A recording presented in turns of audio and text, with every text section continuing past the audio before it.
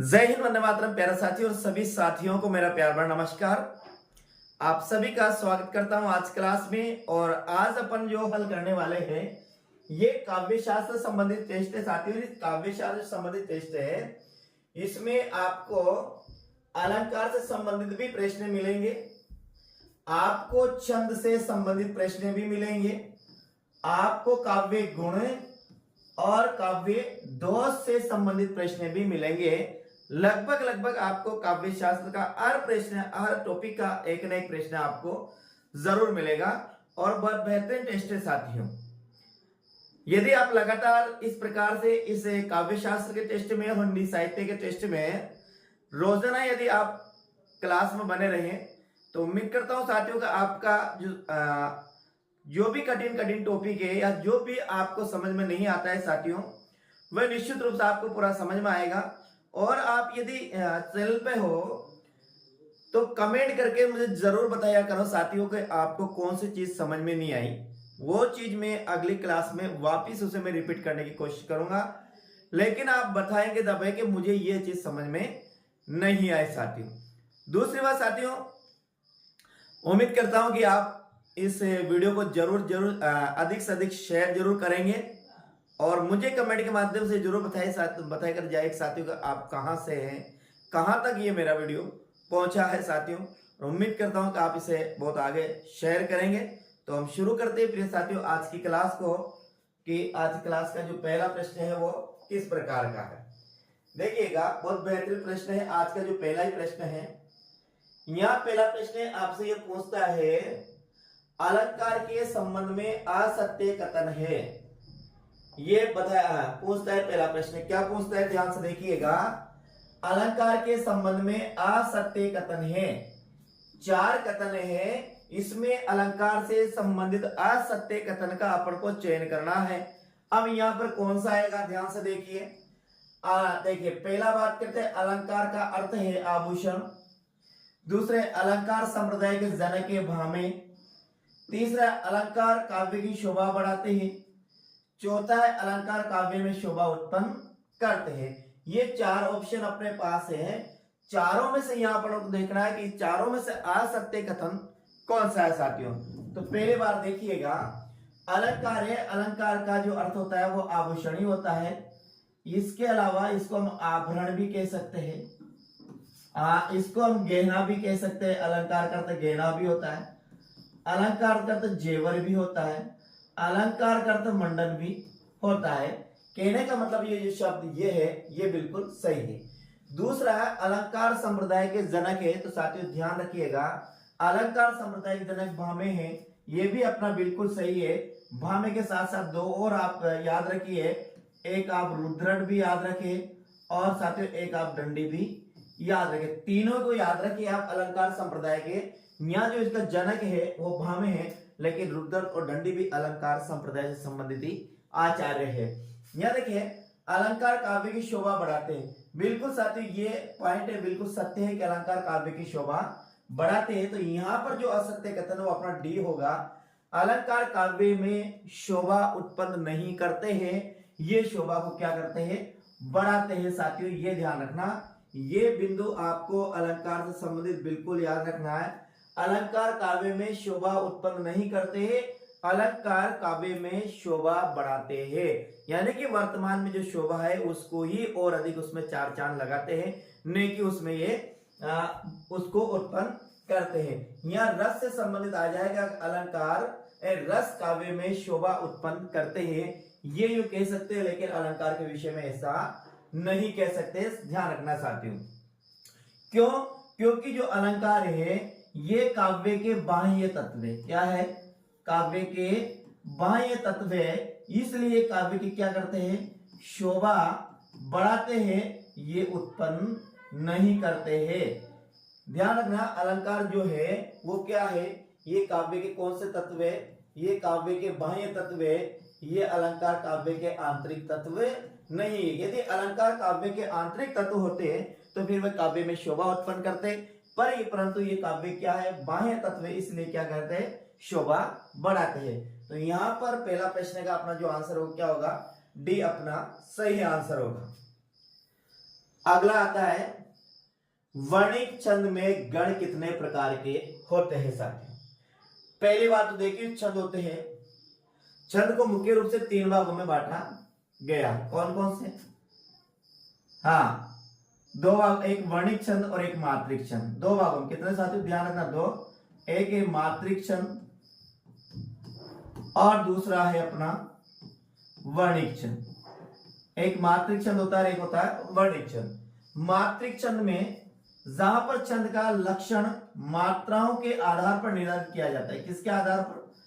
मात्राओं के आधार पर लक्षण निर्धारण किया जाता है, वो मात्रिक छंद कहलाते हैं। और जहां पर वर्णों के आधार पर छंदों का लक्षण निर्धारण किया जाता है, किसके आधार पर? वर्णों के आधार पर छंद का पता लगाया जाता है, उसे वर्णिक छंद कहा जाता है। फिर तीनों के 3 भेद होते हैं साथियों, किसके? मात्रिक के, फिर वर्णिक के। एक सम, एक होता है अर्धसम और एक होता है विषम। इस प्रकार से मात्रिक छंद को भी 3 भागों में बांटा गया है, सम मात्रिक, अर्ध सम मात्रिक और विषम मात्रिक। इसी प्रकार वर्णिक छंदों को 3 भाग, सम वर्णिक, अर्ध सम वर्णिक और विषम वर्णिक, ऐसे इनको भी 3 भागों में बांटा गया है। अब प्रश्न आपसे से ये पूछता है कि छंद, वर्णिक छंद में गण कितने प्रकार के होते हैं? 4, 7, 8 अथवा 10। इनका अपन को आंसर देना है। तो आंसर क्या होगा साथियों? अपना आंसर होगा यहां पर 8। क्या होगा? 8, क्योंकि आपको सूत्र याद होगा गण निर्धारण का सूत्र साथियों। कौन सा? ये मा ता रा जे भा न सा ल और ये गा, ये सूत्र है। राज बा, ये माता राजभान सलगा, ये सूत्र है साथियों। अब देखें इस सूत्र में क्या है, इससे बनेगा यगण, फिर मगण, फिर तगण, फिर रगण, जगण, भगण, नगण, सगण। ये अर्थ तो क्या है? गण है। और गण किसे कहते हैं? 3 वर्णों का जो समूह होता है, 3 वर्णों का जो समूह होता है, 3 वर्णों का समूह होता है, उसे क्या कहा जाता है? गण कहा जाता है। और गणों की संख्या कितनी है? गणों की संख्या है 8। ध्यान रखना, 3 वर्णों का जो समूह होता है उसे गण कहा जाता है। और गणों की संख्या कितनी है साथियों? 8 है। और ये इसका लक्षण निर्धारण सूत्र इससे होता है यह माता राजभान सलगा से। यह लेकार्थ साथियों लघु है और गाकार्थ यहाँ पर गुरु, गाकार्थ गुरु। इस प्रकार से देते वर्णिक छंद में गण कितने प्रकार होते हैं? तो वर्णिक छंद में गण होते हैं 8 प्रकार के होते हैं साथियों। अगला बात करते हैं, तीसरा प्रश्न आता है दोहा के ठीक विपरीत छंद है। ये प्रश्न साथियों किसी न किसी पिछले एग्जाम में आए हुए प्रश्न हैं। वो या तो यूजीसी नेट में आओ, या फिर साथियों किसी भी राज्य की पीएससी द्वारा पूछे गए हो, या राजस्थान की आरपीएससी द्वारा पूछे गए हो। पर कहीं ना कहीं साथियों ये केंद्रीय विद्यालय के एग्जाम में पूछे गए हो, या नवोदय विद्यालय के एग्जाम में जो टीचरों की भर्ती होती है उसमें पूछे गए। लेकिन कहीं ना कहीं ये पिछले एग्जामों में आए हुए प्रश्न है साथियों। देखिए, दोहे के ठीक विपरीत छंद है, कौन सा है? रोला है, चौपाई है, सोटा है अथवा हरि गीतिका है। कौन सा आएगा इसमें? दोहे के ठीक विपरीत का मतलब है विलोम। विपरीत का मतलब है विलोम। अब आंसर क्या होगा? तो यहां पर पता है आपको आंसर क्या होगा? अपना सोटा अपना सही आंसर होगा। क्या होगा? सोटा है सही आंसर। दोहा और सोटे दोनों की बात करते, एक तो सोटा है और एक क्या है? दोहा है। दोही क्या अपने अर्ध सममात्रिक छंद है। क्या है? अर्ध सममात्रिक छंद है। दोहा भी अर्ध सममात्रिक छंद है, तो सोटा भी अपना क्या है? अर्ध सममात्रिक छंद है। दोनों ही अर्ध सममात्रिक है। अब कैसे? अब याद रखिए आप, यहाँ एक तरफ लिखता हूं मैं आपको, यहाँ दोहा लिखा मैंने और एक तरफ मैंने लिखा यहाँ सोटा लिखा। क्या लिखा? सोटा। अब देखिए यहाँ पर क्या है? दोहा का विपरीत कौन होता है? सोटा होता है। अब ना देख, दोहा कैसे याद करेंगे? देखिएगा इधर याद करके कैसे करेंगे? दोहा 13 11 ऐसे याद करेंगे। दोहा 13 और 11, सोटा 11 और 13 ऐसे याद करिएगा। क्या? दोहा 13 11, सोटा 11 13 ऐसे इनको याद करें। ये इसे याद हो जाएगा। एक तरफ पर लिखते हैं यहाँ दोहा लिखा अपन ने, और यहाँ लिखा अपन ने क्या लिखा, सोटा लिखा। दोहा में लिखा अपन ने यहाँ 13 और 11। अब इसका विपरीत कर दो, विपरीत करें 11 इधर और 13 इधर। यहां मतलब है 1 और 3, यहाँ 2 और है 2 और 4। यहाँ 1 और यहाँ लिखते हैं 1 और 3, और यहाँ लिखते हैं 2 और 4, 2 और 4। यानी कि साथियों दोहे में क्या होता है ना, इसको गलत लिख दिया, एक बार पुनः देखिए। यहाँ लिखता हूं मैं दोहा, और यहाँ लिख दिया मैंने, ये लिखा सोरठा। ये दोनों छंद है। यहाँ आपने लिखा 13 और 11, ने लिखा 11 और 13, ऐसे याद किया। एक तरफ दोहा लिख लीजिए, एक तरफ सोटा लिख लीजिए, और ऐसे लिख दिए 11 13 11 11 13। अब ये 1 और 3 जो, यानी कि ये विषम चरण बोलते हैं। पहले और तीसरे चरण में दोहे के में 13 13 मात्रा होती है, तो दूसरे और चौथे चरण में दोहा के 11 11 मात्रा होती है। यानी कि विषम चरणों में 13 13 मात्रा, और सम चरणों में कितनी होती है, 11 11। इधर बात करें दोहे के सम चरण का मतलब है, विषम चरण का मतलब है 1 और 3 में कितनी होती है, 11 11 होती है। तो सम चरण का मतलब है 2 और 4 में कितनी होती है, 13 13 होती है। इस प्रकार से आपको याद करना है, बिल्कुल सीधा है। यहाँ एक साथ लिखे आप दोहा, और यहाँ लिखे आप क्या लिखे, सोटा लिखे। यहाँ लिखना है आपको, क्या लिखना है, दोहा 13 11 11 13, ऐसे याद करें। दोहा 13 11 11 13, मतलब यहाँ विषम चरण में 1 और 3, सम चरण में 2 और 4। यहाँ विषम चरण में 1 और 3, सम चरण में 2 और 4। इस प्रकार से आपको याद करना है। अगला प्रश्न अपना आता है चौथा प्रश्न। ध्यान से देखिए क्या लिखा हुआ, मंगल भवन अमंगल आरी, द्राहु सुदशरथ अजर बिहारी में छंद है। क्या है, मंगल भवन अमंगल आरी, द्राहु सुदशरथ अजर बिहारी। तो इसमें अपन को बताना है किसमें कौन सा छंद है। दोहा है, चौपाई है, सोटा अथवा सवैया है। अब कैसे याद करेंगे साथियों किसमें कौन सा है।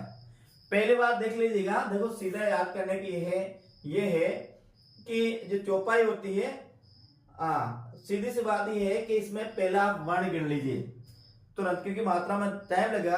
पहले वर्ण गिन लीजिए कि वर्ण कितने हैं, फिर गिन लेते हैं। अब देखिए यहाँ पर वर्ण गिनते हैं अपन, या मात्रा गिनते हैं। तो यहाँ मंगल है, तो यहाँ क्या होगा, एस 2 1 1 1 1 2 1 1 2 और 2। अब देखिए गिनते इसमें 2 3 4 5 6 7 8 9 10 11 12 13 14 15 16। कितना है, कितनी मात्रा है इसमें, 16 मात्रा है सर। कितने है, 16 मात्रा है।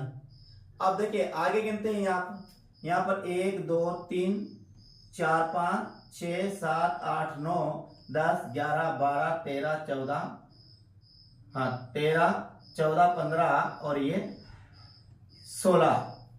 देखिए 1 2 3 4 5 6 7 8 9 10 11 12 13 और 14 15 16 17 हो रही, पर इसमें साथियों 16 आएगी। ये देखो यहाँ गलत लगा दी, ये यहाँ पर होगी 16। यानी कि ऊपर भी 16 है और नीचे भी 16 है।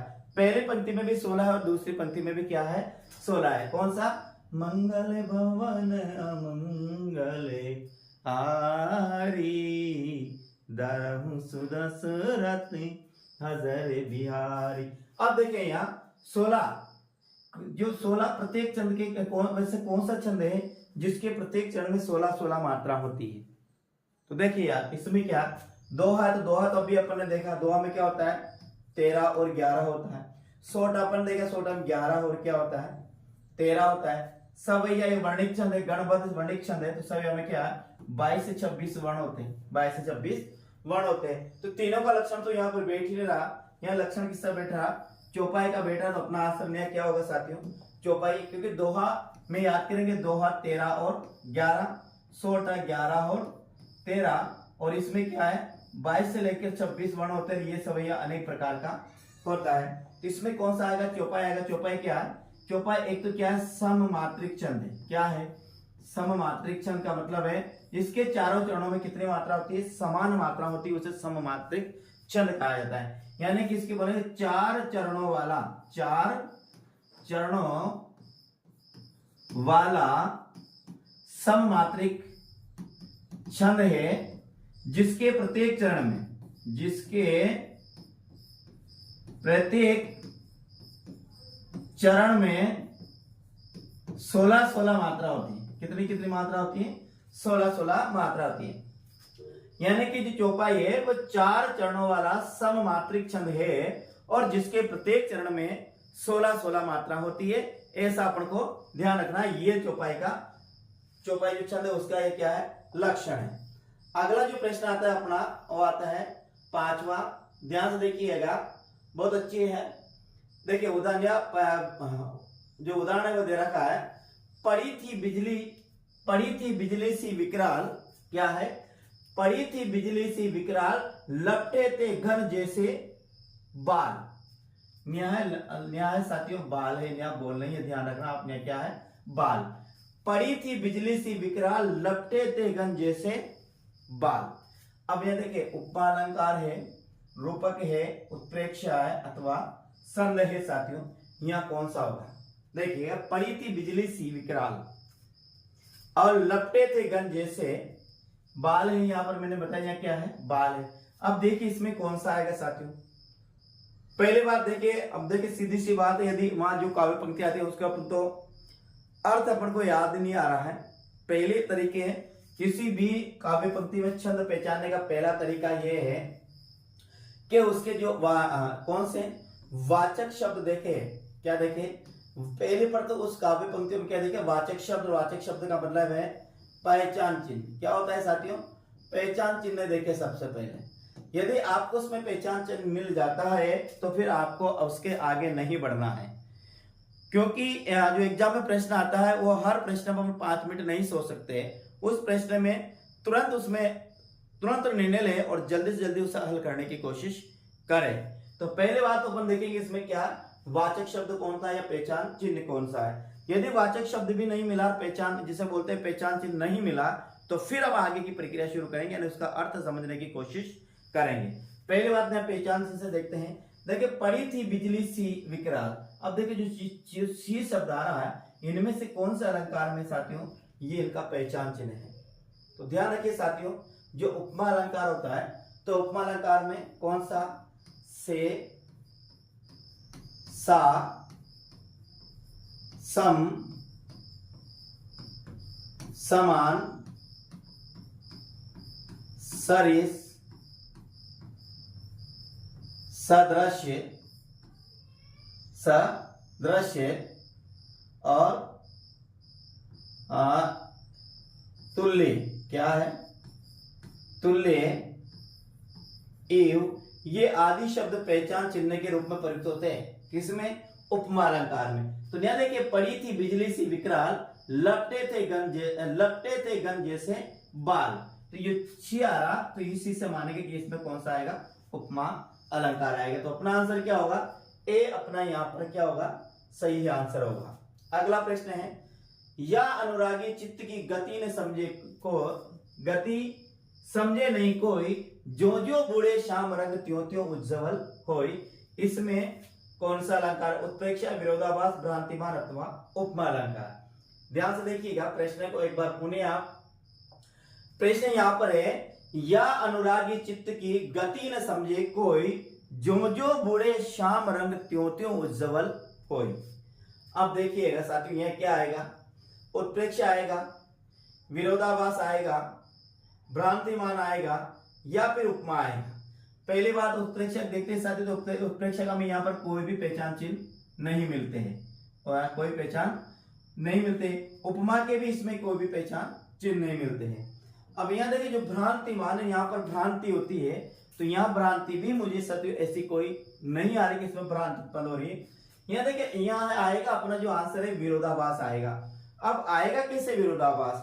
इसका सीधा सा जो समझिएगा, आपके पास जितनी आपके पास एक या दो जो पासबुक है, आपके पास एक जो कोचिंग के कहीं भी नोट्स है, तो उसमें जितने उदाहरण दे रखे हैं उन उदाहरणों को आप याद कर लीजिए। या अपन को ऐसा मतलब ऐसा समझने की कोशिश कीजिए है कि उस किताब में जो मान लीजिएगा यहाँ बात करते हैं विरोधाभास अलंकार के, विरोधाभास अलंकार के उस जो पासबुक है उसमें कितने 5 या 7 उदाहरण दे रखे। तो वो 5 और 7 उदाहरण माइंड में इस प्रकार से हो कि यदि इनमें से कोई उदाहरण आ जाए तो हम तुरंत देख के पता लगा सके कि ये उस अलंकार का उदाहरण है। उनको चाहे कंठस्थ आपको याद नहीं हो तो ये सबसे सीधा तरीका है। और ये जरूर एक साथी, यदि एग्जाम में कोई ऐसा उदाहरण आ जाता है जो आपने आज तक नहीं पढ़ा है तो हो सकता है वो फिर भी गलत जाने की संभावना हो। अपने पास जितना मैटर है उस मैटर को आप थोड़ा सा दिमाग में याद रखें। तो यहाँ देखिए जो अलंकार है ये विरोधाभास अलंकार है। अब विरोधाभास क्यों है? या अनुरागी चित्त की गति ने समझे कोई, अपने जो मन का जो प्रेम है उस मन के प्रेम के बारे में कह रहा है बिहारी जी के मन का जो प्रेम है, अनुरागी यानी प्रेम, इसकी गति कोई भी नहीं समझ सकता है। यानी कि मेरा जो मन लगा हुआ है इस मन की गति कोई भी नहीं समझ सकता है। मन में क्या चल रहा है, आपके मन में या मेरे मन में क्या है, ये कोई नहीं समझता है। दूसरा व्यक्ति दूसरे के मन के विषय में कोई भी नहीं जान सकता है। क्यों? देखिए यहाँ की जो जो बूढ़े श्याम रंग त्यों त्यों उज्जवल होई। अब यहाँ जो जो का मतलब है जैसे जैसे, बूढ़े बूढ़े का मतलब डूबना। क्या है? डूबना। डूबना का अर्थ यहाँ आ रहा है लीन। क्या आ रहा है? लीन। यानी जो जो हम भगवान श्री कृष्ण की भक्ति में लीन होते हैं, डूबते हैं, त्यों त्यों उज्जवल होई, वैसे वैसे ही हम उन्नति की ओर जाते हैं, मोक्ष की ओर जाते हैं और ज्यादा ज्ञान प्रदान होता है। तो यहां पर यह बताया गया है कि देखिए यहां पर बूढ़ने से जो बूढ़ जाता है वो क्या हो जाता है? मर जाता है या फिर समाप्त हो जाता है। लेकिन जब बूढ़ने से क्या हो रहा है? उन्नति हो रही है, उज्जवल हो रहा है, वो मोक्ष के अग्रसर जा रहा है और ज्यादा ज्ञान की प्राप्ति हो रही है। तो यहाँ विरोध हो रहा है। विरोध इस बात का कि डूबने पर तो आदमी को मर जाना चाहिए था, लेकिन यहाँ डूबने पर भी क्या हो रहा है? वह उज्जवल हो रहा है और साथ ही उसको वह मोक्ष की तरफ जा रहा है, ज्ञान की तरफ जा रहा है, अग्रसर हो रहा है। इसलिए ये क्या है? विरोधाभास है। तो अपना जो यहाँ पर आंसर होगा क्या होगा? बी अपना यहाँ पर सही आंसर होगा। अगला प्रश्न की बात करते हो, अगला प्रश्न आता है 7वां। यहाँ लिखा है बिना कारण के कार्य होना किस अलंकार का लक्षण? वह यानी कि वह कौन सा अलंकार है जिसमें बिना कारण के ही कार्य हो जाता है, उस अलंकार का अपन को नाम देना है। श्लेष है, विरोधाभास है, विभावना या विशेषोक्ति है। साथियों इसका अपन को सही आंसर देना है कि बिना कारण के ही जहां पर कार्य हो जाता है उस अलंकार को क्या कहते हैं। तो यहां पर देखिएगा सबको परिभाषा है, तो यह कौन सा होगा? अपना विभावना अलंकार होगा। और विभावना अलंकार में बिना कारण के ही कार्य का होना बताया जाता है। इसके कुछ पहचान चिन्ह है, जैसे मान लेते हैं एक बिन है, एक बिना है, एक बिनु है, एक क्या है? बिनु है, एक बिनु ही। ये जो शब्द है ये विभावना अलंकार के पहचान चिन्ह है। यदि आपको कहीं पर भी साथियों ये पहचान चिन्ह मिलते हैं, किन्हीं काव्य पंक्तियों में बिन, बिना, बिनु आदि शब्द मिलते हैं, तो समझ जाएगा कि वहां पर कौन सा है? विभावना अलंकार है। विभावना का यही अर्थ होता है साथियों, बिना कारण के। विभावना का मतलब यही है बिना कारण के, बिना कारण के, यही विभावना का अर्थ है। तो जहां पर बिना कारण के कार्य हो जाता है वो विभावना अलंकार है। और जहां कारण होता पर भी कार्य नहीं होता है, जहां कारण होने पर भी कार्य नहीं होता है साथियों, वहां कौन सा अलंकार होता है? वहां विशेषोक्ति अलंकार होता है। कौन सा होता है? विशेषोक्ति अलंकार होता है। तो जहां कारण होने पर भी कार्य का नहीं होना वहां विशेषोक्ति है, और जहां बिना कारण के ही कार्य हो जाता है वहां विभावना अलंकार है। आगे देखिएगा प्रश्न नंबर अपना 8वां। बीती विभावरी जागरी अंबर पनगट में डुबो रही तारागट उषा नागरी में कौन सा अलंकार है? ध्यान से देखिएगा, यहाँ काव्य पंक्तियां पढ़िएगा एक बार, ध्यान से देखिए कि बीती विभावरी जागरी क्या है? बीती विभावरी जागरी अंबर पनगट में डुबो रही तारागट उषा नागरी में कौन सा अलंकार है? उपमा है, उत्प्रेक्षा है, रूपक है अथवा अनुप्रास है। देखिएगा साथियों, यदि आपको आपको ये याद है, आपके दिमाग में ये फिट है कि मैंने ये इस उदाहरण को उस किताब में पढ़ा था, उस किताब में इसका ये दे रखा, इसका आंसर ये है, तो तुरंत अपन लगा देंगे, आगे सोचने की जरूरत नहीं है। लेकिन हमको पता नहीं कि ये किसमें कौन सा है। तो देखिए यहाँ एक एक देंगे। पहली बात करते हैं उपमा अलंकार की। तो यहाँ उपमा अलंकार का अपना कोई पहचान चिन्ह नहीं मिल रहा, क्योंकि उपमा अलंकार के अभी बताइए क्या है। एक उपमा अलंकार एक से है, एक क्या है सम है, एक क्या है समान है, एक क्या है सरिस है, एक क्या है सरिस है, एक क्या है सदृश है। ये सारी क्या है उपमा अलंकार की। उत्प्रेक्ष अलंकार की क्या है, उपमा और भी है, इसके जैसे है और जैसा है, ये भी उपमा अलंकार के है। उत्प्रेक्ष क्या है जनु है, मनु है, जानू है, मानु है, जनुहु है और मनु है। ये आदि उत्प्रेक्ष अलंकार के। तो उत्प्रेक्ष अलंकार के भी यहाँ पर कोई नहीं। अनुप्रास अलंकार में क्या होता है, वर्णों की बार बार आवृत्ति होती है। किसकी, वर्णों की बार बार क्या होती है साथियों, आवृत्ति होती है। किसमें, उत्प्रेक्ष अलंकार में वर्णों की क्या होती है, आवृत्ति होती है। वह क्या कहलाता है, उत्प्रेक्ष अलंकार। वर्णों की आवृत्ति होना ही क्या है, उत्प्रेक्षा। तो यहाँ वर्णों की बार बार आवृत्ति नहीं हो रही, तो यहाँ कौन सा आएगा, यहाँ आएगा रूपक अलंकार। अब क्यों आएगा रूपक अलंकार, ध्यान देखिए। यहाँ अंबर और पनघट है। अंबर का मतलब होता है, क्या होता है आपको पता है, आसमान। यहाँ आसमान को क्या बताया गया, पनघट बताया गया है। आसमान को क्या बताया गया, पनघट बताया गया है। तारा घट और तारा को क्या बताया गया है यहाँ पर, घड़ा। घट यानी क्या होता है, घड़ा। और ताराओं क्या बताया गया, गड़ा। उषा नागरी, यहाँ उषा को क्या बताया गया, एक चतुर नायिका बताया गया, चतुर नायिका बताया गया है। इसलिए यहाँ पर अपना कौन सा होगा, यहाँ पर होगा रूपक अलंकार, यानी कि अपना आंसर क्या होगा, डी अपना सही है। रूपक अलंकार में क्या होता है, उपमेय और उपमान में अभेद आरोप किया जाता है कि दोनों में भेद नहीं कर सकते। उपमेय पर उपमान का अभेद आरोप किया जाता है, यानी कि दोनों का इस तरह से वर्णन किया जाता है कि दोनों में भेद करना मुश्किल हो जाता है। वही क्या कहलाता है, रूपक अलंकार कहलाता है। साथ आगे बात करते हैं। आगे अपनाता है नवा प्रश्न, निम्न में से कौन सा शब्द अलंकार है। यहाँ पे शब्द अलंकार की बात कर रहा है कि निम्न में से कौन सा अलंकार है, वो शब्द अलंकार है।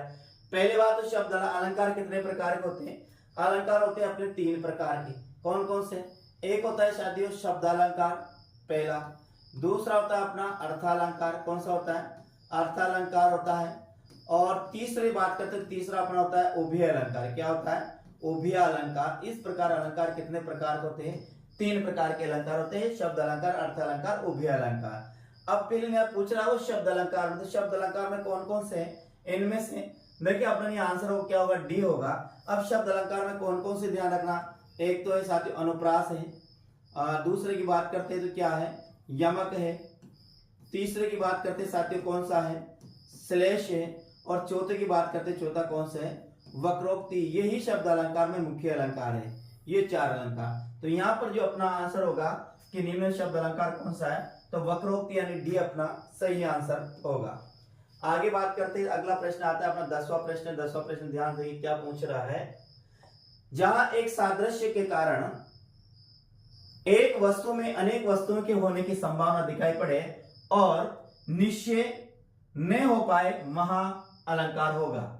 जहां एक सादृश्य के कारण एक वस्तु में अनेक वस्तुओं के होने की संभावना दिखाई पड़े और निश्चय न हो पाए, तब महा अलंकार होगा।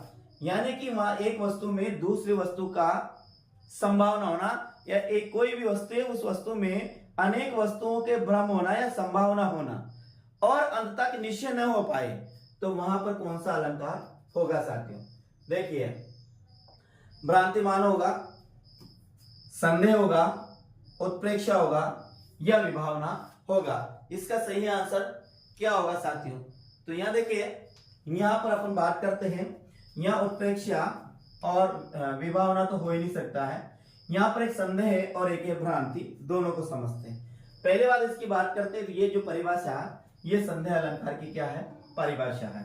अब संदेह अलंकार में क्या होता है, भ्रांतिमान में क्या होता है। संदेह अलंकार में होता है, उसमें ध्यान रखना, ये दोनों बात आपको बिल्कुल ध्यान समझनी है। हाँ, संदेह अलंकार की बात करते हैं। संदेह अलंकार में अंत तक निश्चय नहीं होता है। क्या होता है, अंत तक निश्चय नहीं होता है। कि वह क्या है, अंत तक निश्चय नहीं हो पाता है वह क्या है। भ्रांति मान में अंत तक निश्चय हो जाता है, अंत तक निश्चय हो जाता है, परंतु वह क्या होता है, गलत होता है। वह क्या होता है, गलत होता है। इसमें अंत तक निश्चय नहीं हो पाता है, लेकिन इसमें निश्चय हो जाता है, लेकिन वो भी क्या है, वो भी गलत होता है।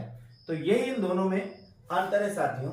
तो यहां पर 10वां प्रश्न का आंसर होगा वो क्या होगा, संदेह अलंकार अपना सही आंसर होगा साथियों। अगला प्रश्न है, रूपक के भेद होते हैं, तो रूपक के कितने भेद होते हैं साथियों। रूपक अलंकार, पहले बात तो जहां पर उपमेय पर उपमान का अवैध आरोप किया जाता है वह रूपक अलंकार कहलाता है। अब रूपक के भेद कितने होते हैं, रूपक के आंसर क्या होगा, 3, 4 अथवा 5। तो अपना जो आंसर होगा यह होगा 3। रूपक के 3 भेद होते हैं, कौन कौन से होते हैं आपको पता होगा। एक होता है सांग रूपक, क्या होता है, एक सांग रूपक होता है, एक होता है परंपरित रूपक, कौन सा होता है, परंपरित रूपक, और एक होता है साथियों निरंग रूपक, क्या होता है, निरंग रूपक। इस प्रकार से रूपक अलंकार कितने भेद होते हैं, रूपक अलंकार के होते हैं 3 वो भेद होते हैं। तो 11 आंसर के आंसर 11 प्रश्न का आंसर क्या होगा, यानी कि 3 अपना 3 यानी कि ए अपना सही आंसर है। अगले प्रश्न की बात करते हैं, अगला आता है 12 प्रश्न, और क्या पूछता है 12 प्रश्न, ध्यान से देखिए। नेकु बूस्ती ने विरहानल, नेकु बूस्ती ने विरहानल, नेने ही नीर नदी बहत बहने पर अलंकार है। ध्यान समझिए, ये पूछ रहा है नेकु बूझती ने विरहानल, नेन ही नीर नदी बहते पर। नेकु यानी बिल्कुल भी, बुझती है समाप्त, न यानी नहीं, विरहानल विरह की, अनल यानी आग, विरह रूपी आग बिल्कुल भी नहीं बुझती है और लगातार वो प्रदीप्त होती जाती है और ज्यादा वो बढ़ती जाती है, फिर भी वह नहीं बुझ रही है। नेने ही नीर, नेने ने आंखों में नीर यानी जले, नदी बहते पर, आंखों में जो नीर बह रहा है वो नदी में जल के समान बह रहा है। जितना जल नदी में बहता है वैसा ही नीर जल आंखों से बह रहा है, लेकिन ये विरह की जो अग्नि है ये समाप्त नहीं हो रही है। तो यहाँ पर कौन सा अलंकार है, यहाँ विभावना है, विशेषोक्ति है, उपमा है, अथवा रूप के साथियों यहाँ पर कौन सा आएगा। देखिएगा यहाँ पर बात करते हैं, ये दोनों तो यहाँ किसी हालत में होंगे नहीं, क्योंकि इसके कोई पहचान चिन्ह नहीं है। यहाँ देखिए, एक आता है विभावना और एक आता है विशेषोक्ति। अब विभावना में क्या होता है, यहाँ विभावना होता है बिना कारण के कार्य होना, बिना कारण के क्या होना, कार्य होना, बिना कारण के कार्य होना ही क्या है, विभावना अलंकार है। विशेषोक्ति में क्या होता है, कारण होते हुए भी कार्य का ना, कारण होते हुए भी कार्य का ना होना, होते हुए भी कार्य का ना होना, वो क्या कहलाता है, विशेषोक्ति अलंकार है। हमने देखिए या बिना कारण से कार्य हो रहा है या कारण होते हुए भी कार्य नहीं हो रहा है, तो यहां पर अपना सही होगा, क्या होगा, विशेषोक्ति। हमने देखिए यहाँ कारण है फिर भी कार्य नहीं हो रहा। कारण क्या है कि नैने ही नीर नदी बहते, नैनों से नीर की नदी बह रही है लेकिन फिर भी प्यास नहीं बुझ रही है। तो यहाँ कारण है फिर भी कार्य नहीं हो रहा है, इसलिए यह क्या है, विशेषोक्ति अलंकार, यानी कि अपना क्या होगा, बी अपना सही होगा। आगे बात करते हैं 12 प्रश्न की। सिर फट गया उसका वही मानो अरुण रंग का गड़ा हो, अलंकार है, बताइएगा। सिर फट गया उसका वही मानो अरुण रंग का गड़ा हो, इसका प्रश्न का आंसर 10 सेकंड में आंसर आना चाहिए साथियों। उत्प्रेक्ष, अनुप्रास, यमक अथवा सलेश। देखिए तो यहाँ पर अपना आंसर क्या होगा, देखिए यहाँ होगा उत्प्रेक्ष, क्या, क्योंकि यहाँ मनो आ रहा है, इस मनो को देखकर आपको समझना है कि यहाँ कौन सा है, उत्प्रेक्षा अलंकार है। सिर फट गया उसका वही, उसका सिर मानो कैसे, अरुण यानी लाल रंग का गड़ा हो, जैसे लाल रंग का गड़ा फटता है ऐसे उसका सिर फट गया वो, ऐसा लग रहा है कि मानो वो लाल रंग का क्या हो, गड़ा हो। तो इससे अपन पहचान लेंगे कि यहाँ पर क्या है, उत्प्रेक्षा अलंकार है। आगे आता है 14। आगे नदियां पड़ी अपार घोड़ा कैसे उतरे पार। देखिए बहुत बेहतरीन है साथियों। अच्छा, आगे नदियां पड़ी अपार घोड़ा उतरे कैसे, घोड़ा कैसे उतरे पार। राणा ने सोचा इस पार तब तक घोड़ा था उस पार। इसमें अपन को बताना है, क्या बताना है, अलंकार इसमें रूपक है, अतिशयोक्ति है, उपमा है अथवा मानवीकरण है, कौन सा। एक बार पुनः, आगे नदियां पड़ी अपार, घोड़ा कैसे उतरे पार, राणा ने सोचा इस पार, तब तक घोड़ा था उस पार। एक बार पुनः, आगे नदियां पड़ी अपार, घोड़ा कैसे उतरे पार, राणा ने सोचा इस पार, तब तक घोड़ा था उस पार। कौन सा होगा देखिए, रूपक है, उपमा है, अतिशयोक्ति अथवा मानवीकरण है। तो यहां पर आंसर की बात करते हैं तो अपना आंसर क्या होगा, अतिशयोक्ति। अतिशयोक्ति का अति प्लस उक्ति, यानी कि उक्ति यानी कथन, अति यानी ज्यादा। जहां पर कथन को ज्यादा बढ़ा चढ़ाकर कहा जाता है वही क्या, अतिशयोक्ति। जहां पर किसी बात को बढ़ा चढ़ाकर किया जाता है, यानी कि लौकिक मर्यादा का जहां पर उल्लंघन किया जाता है वही क्या, अतिशयोक्ति अलंकार है। तो यहां पर क्या आएगा, क्या है, अतिशयोक्ति अलंकार है। क्योंकि अतिशयोक्ति अलंकार की यही परिभाषा है कि जहां पर किसी बात का बड़ा चढ़ाकर वर्णन किया जाता है वही अतिशयोक्ति अलंकार होता है। यहाँ पर बड़ा चढ़ाकर वर्णन किया जा रहा है कि आगे नदियां पड़ी, बहुत ज्यादा नदियां अपार, राणा सोच रहा है घोड़ा किस प्रकार से पार उतरेगा, लेकिन राणा ने सोचा इस पार, राणा सोचा मैं इसमें तो घोड़ा क्या दिखा, उस पार दिखा। तो यहाँ पर जो अलंकार होगा वो क्या होगा, अतिशयोक्ति अलंकार अपना सही आंसर होगा। अगला है 15वां प्रश्न है, पूछता है, सागर सा गंभीर हृदय हो, गिरी सा ऊंचा हो जिसका मन, पंक्ति में कौन सा अलंकार है, इसका अपन को आंसर देना है साथियों। क्या है, सागर सा गंभीर हृदय हो, गिरी सा ऊंचा हो जिसका मन, यानी सागर सा जिसका गंभीर यानी गहरा हृदय हो, जिसमें सहन करने की बहुत ज्यादा सीमा हो, और गिरी सा ऊंचा हो जिसका मन, और मन के साथ गिरी है ना पर्वत। एक गिरी तो ये होता है साथियों, और एक गिरी ये होता है, एक गिरी भी दो होता है। इस गिरी का अर्थ होता है पर्वत, और एक गिरी होता है साथियों नारियल का जो चूर्ण होता है उसे ही इस गिरी के नाम से जाना जाता है। तो ध्यान रखना, युग में शब्द में आते हैं अपने, एक गिरी तो ये आता है और एक गिरी ये आता है। तो इस गिरी का अर्थ क्या है, पर्वत है। इस गिरी का अर्थ क्या है, पर्वत है। और इस गिरी का अर्थ क्या है, जो अपन नारियल खोपरा की जो चूर्ण आता है ना, उस चूर्ण को इस गिरी के नाम से।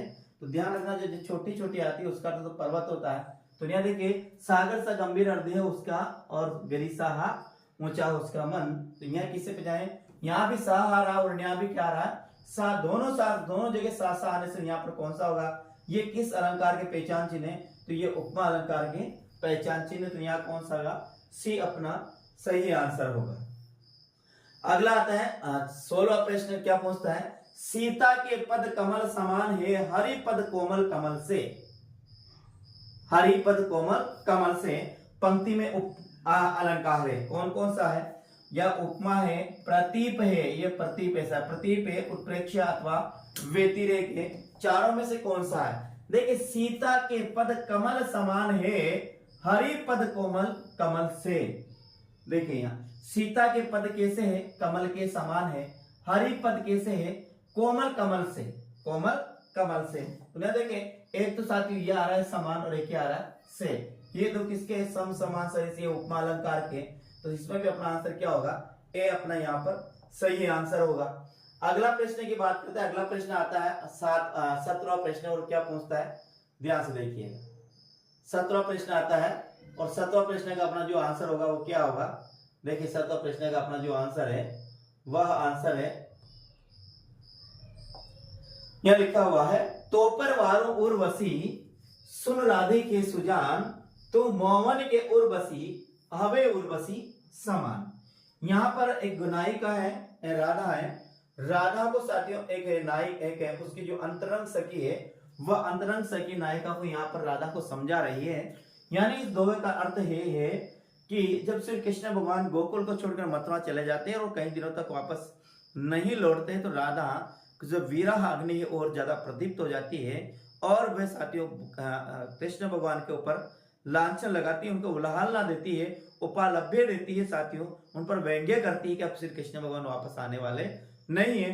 तो उनकी जो एक अंतरंग सखी है वो उनसे क्या कहती है, ध्यान से देखिएगा वो क्या कहती है। वो कहती है कि तो पर वारू, वारू का मतलब होता है नौछावर करना। क्या होता है, नौछावर में ध्यान रखना साथियों, नौचार में एक ही मात्रा आएगी, नौचार में कभी दो मात्रा, ये दो मात्रा नौचार वाला गलत है, एक ही आएगी। तो पर वारों उर्वशी सुन राधिके सुचान, उर्वशी यानी ये स्वर्ग की अप्सरा है, स्वर्ग की अप्सरा का नाम है। सुन राधिके सुजान, सुजान का मतलब होता है प्रिय साथियों चतुर होता है, क्या होता है? चतुर। हे चतुर राधिका, मैं तेरे ऊपर स्वर्ग की जो अप्सरा है उर्वशी, उसको भी मैं क्या करती हूँ? न्योछावर करती हूँ, यानी कि तुम उससे भी ज्यादा सुंदर है, वो भी तेरे सामने फीकी लगती है। कौन? स्वर्ग की जो उर्वशी नाम की अप्सरा है। तू मोहन के उर्वशी, उर्वशी का मतलब ऐसा होगा हृदय होगा, क्या होगा? हृदय होगा, अंत्यकरण होगा, क्या होगा? अंत्यकरण होगा। मोहन, मोहन का मतलब है बात तेरे नायक के, और बात करते तो यह है कृष्ण भगवान के लिए, यानी तू कृष्ण भगवान के हृदय में बसी हुई है। हवे जैसे उर्वशी, उर्वशी एक है जो स्त्रियां अपने अपने जो चेस्ट होता है उस पे इसको उर्वशी नाम का आभूषण पहनती है। तो यह देखिए, इसका अर्थ तो क्या है? स्वर्ग की अप्सरा है, क्या है? अप्सरा है। इसका अर्थ क्या है? हृदय, हृदय है। और इसका अर्थ क्या है? एक क्या है? आभूषण है। तो यहाँ एक ही शब्द के कितने हैं? तीन अर्थ निकल रहे हैं। तो जहां पर एक शब्द के यानी कि जो शब्द भी एक से अधिक बार और प्रत्येक बार उसका अर्थ भी क्या हो? अलग अलग हो, तो वहां पर कौन सा अलंकार होता है? वहां पर क्या होता है? यमक अलंकार होता है साथियों। तो यहाँ पर अपना आंसर क्या होगा? सी अपना सही आंसर है। अगला है सुवर्ण को ढूंढत फिरत कवि कामी अरु चोर, यहाँ पर कौन सा अलंकार होगा? यमक होगा, श्लेष होगा, रूपक होगा अथवा उत्प्रेक्षा होगा। देखिए ना, सुवर्ण को ढूंढत फिरत कवि कामी अरु चोर, यहाँ पर अपना आंसर की बात करते हैं साथियों। तो यहाँ पर जो अपना आंसर होगा वो क्या होगा? श्लेष अपना सही आंसर है। क्या है? श्लेष अपना सही आंसर है।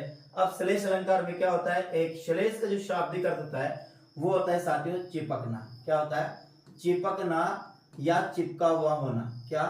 चिपका हुआ होना ही श्लेष अलंकार का शाब्दिक अर्थ है नहीं? अब देखिए श्लेष में और क्या होता है? श्लेष में ऐसे शब्दों का प्रयोग होता है जिसके अनेक अर्थ निकलते हैं, इसके अनेक अर्थ निकलते कैसे? प्रसंग अनुसार जिसके अनेक अर्थ निकलते हैं वो कहलाता है श्लेष अलंकार। तो यह देखिए जो कामी, ये जो सुवर्ण शब्द है इसके लिए इसके तीन अर्थ निकले हैं, कवि में, एक कामी में और एक चोर के अर्थ में। तो यह देखिए ढूंढत फिरत सुवर्ण कौन है? अच्छे वर्ण को ढूंढते फिरते, ये तीनों ही कौन? कवि भी, कामी यानी कामुक व्यक्ति, और चोर यानी चोर। तो देखिए कवि के लिए जो आगे है सुवर्ण का मतलब, सु का मतलब होगा साथियों अच्छा, क्या होगा? अच्छा होगा। वर्ण का मतलब होगा वर्ण, क्या होगा? मतलब कवि के लिए तो यहाँ पर इसका अर्थ होगा अच्छे वर्ण, यानी कवि अपनी कविता के लिए हमेशा अच्छे अच्छे वर्णों का प्रयोग करना चाहता है और उसको वह ढूंढता रहता है। दूसरा क्या अर्थ है? कामी, कामी का मतलब सुवर्ण का क्या होगा? अच्छे वर्ण वाली सुंदर स्त्री। सुवर्ण का मतलब सुंदर स्त्री के लिए साथियों इसका प्रयोग हुआ है। और चोर के लिए सुवर्ण का मतलब होगा साथियों सोना, चांदी, धन दौलत आदि। तो एक शब्द के यहाँ पर तीन अर्थ निकल रहे हैं, जहां पर एक शब्द के दो या दो से अधिक अर्थ निकलते हैं वहां पर श्लेष अलंकार होता है साथियों, ध्यान रखना। अगला जो प्रश्न है, अगला अपना प्रश्न है, अगला है 9वां प्रश्न, 19वां प्रश्न है। 19वां प्रश्न क्या पूछ रहा है? जहां प्रस्तुत में अप्रस्तुत की संभावना की जाए वहां अलंकार होगा। प्रस्तुत का मतलब है साथियों समझना, उपमेय होता है, और अप्रस्तुत का मतलब होता है उपमान, यानी जहां पर उपमेय पर उपमान की संभावना की जाए वहां पर कौन सा अलंकार होगा साथियों? ध्यान रखिए। उत्प्रेक्षा, संदेह, भ्रांतिमान या रूपक अलंकार कौन सा होगा? तो ध्यान रखिए यहाँ पर अपना होगा उत्प्रेक्षा अलंकार, जहां पर उपमेय पर, प्रस्तुत पर अप्रस्तुत की संभावना या फिर कल्पना की जाए, संभावना की जाए, कल्पना, या फिर क्या है? अनुमान लगाया जाए। तो आप समझना जहां पर भी आपको संभावना, कल्पना, अनुमान जो शब्द मिलता है ये हमेशा उत्प्रेक्षा अलंकार के ही होते हैं। तो यहाँ पर अपना क्या होगा? उत्प्रेक्षा अलंकार सही होगा। एक और ध्यान रखना, जो उपमेय होता है क्या होता है? उपमेय होता है उसे प्रस्तुत भी कहा जाता है साथियों, ध्यान रखना प्रस्तुत। और जो उपमान होता है उपमान को अप्रस्तुत कहा जाता है साथियों, ध्यान रखना। तो उत्प्रेक्षा में क्या होता है? अप्रस्तुत पर प्रस्तुत में अप्रस्तुत की संभावना की जाती है, और जहां पर तुलना की जाती है वहां रूपक, वहां पर उपमा होता है, और जहां दोनों को एक बता दिया जाता है वहां क्या होता है? रूपक होता है। 20वां प्रश्न है शून्य भित्ति पर चित्र रंग, शून्य भित्ति पर चित्र रंग नहीं तनु बिनु लिखा चितेरे अलंकार है। शून्य भीति पर चित्रे रंग नहीं, तनु बिनु लिखा चितेरे। ध्यान समझिए, भीति, भीति का मतलब है दीवार। यहाँ क्या है, भीति का मतलब क्या है, दीवार है साथियों। क्या है, भीति का मतलब है दीवार। शून्य यानी कोई भी दीवार नहीं है, कोई भी दीवार नहीं है, पर चित्र है। चित्र का मतलब दीवार पर चित्र माना, जैसे बोर्ड माना, बोर्ड पर पढ़ने क्या माना, मैंने ये बोर्ड पर चित्र माना। लेकिन ये इसमें ये कह रहा है कि वहां पर ये दीवार तो है नहीं, फिर भी उसमें चित्र है, लेकिन उसमें रंग नहीं है। और रंग नहीं, तनु बिनु, तनु यानी शरीर, या फिर ये ब्रुश के बिना लिखा चित्रा, यानी कि बिना शरीर के ही चित्रे ने लिख दिया है। तो यहाँ क्या हो रहा है, बिना कारण के क्या हो रहा है, कार्य हो रहा है। जैसे बिनु पद चले सुने बिनु काना, कर बिनु कर्म करे विधि नाना। बिनु पद चले सुने बिनु काना और कर बिनु कर्म करे विधि नाना। यहाँ देखिए एक और शब्द आ रहा है, यहाँ बिनु शब्द आ रहा है, तो जहां पर बिनु शब्द आएगा वहां कौन सा होगा, वहां विभावना अलंकार होगा। यानी जहां बिना कारण के कार्य होता है वहां विभावना अलंकार होता है। इस प्रकार से आज के टेस्ट के अपने ये 20 प्रश्न थे। उम्मीद करता हूं कि ये प्रश्न आपको अच्छे लगे होंगे और इसी प्रकार के टेस्ट आपको हर रोज मिलेंगे साथियों। यानी कि आपको शाम को हर रोजाना टेस्ट भी मिलेंगे, किसी दिन आपको क्लास भी मिलेगी।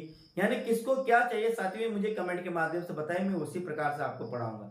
आपको व्याख्यात्मक क्लास चाहिए कि आपको टेस्ट चाहिए, क्या चाहिए आपको वो बताइए, किस टॉपिक में आपको परेशानी, फर्स्ट ग्रेड और सेकंड ग्रेड में, उसी प्रकार से मैं आपको क्लास उपलब्ध कराऊंगा।